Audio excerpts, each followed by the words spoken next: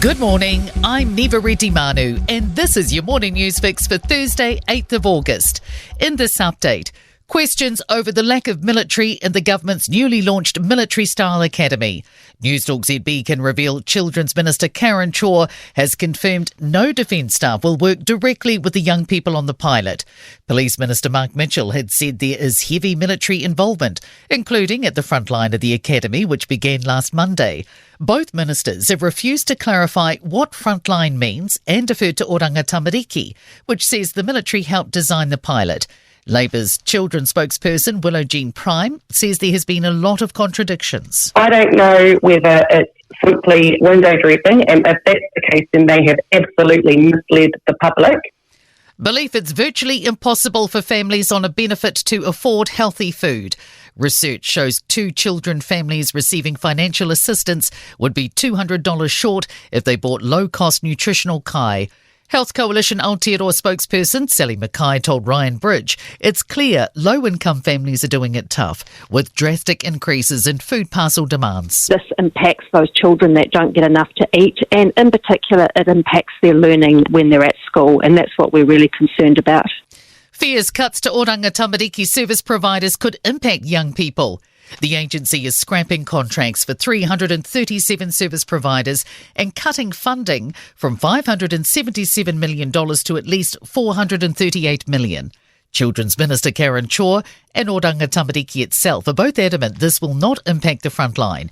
However, children and care advocacy group Voice is concerned. Chief Executive Tracy Shipton says we all have to be fiscally responsible, but these decisions could be negative. Horowhenua Council looks to have pinpointed a probable source of lead contamination. Toku Maru residents just south of Palmerston North have been urged to only use bottled water after tests found elevated levels of lead in the town's drinking water supply. Community Infrastructure Group Manager Daniel Hayes says the tap at the water treatment plant, solely used for testing, is still at non-compliant levels. And he says safe levels have now been found throughout the other pipes. Hayes says they will continue to test over the next few days to be completely confident. Labour's police spokesperson is calling out the police minister for refusing her request to meet with an Auckland police inspector. Ginny Anderson asked to visit the Albany police station, but Mark Mitchell's office said no. In a statement, Mitchell says he cannot support a generic request to visit a station with no context with a week's notice.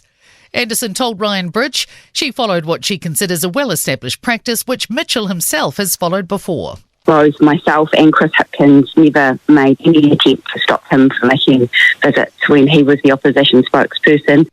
In sport, cyclists Ellie Wollaston, Bryony Bota, Emily Sherman and Nicole Shields have secured a silver medal behind the United States in the team pursuit final at the Paris Olympic Velodrome.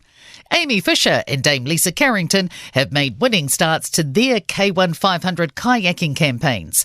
Hamish Kerr has shrugged off jitters to qualify for the high jump final with a leap of 2.27 metres. And golfer Lydia Coase carded an even par 72 to sit tied for 12th after the opening round. I'm Neva Manu and that's your latest news fix. We'll be back with the next update at midday from the Newstalk ZB newsroom.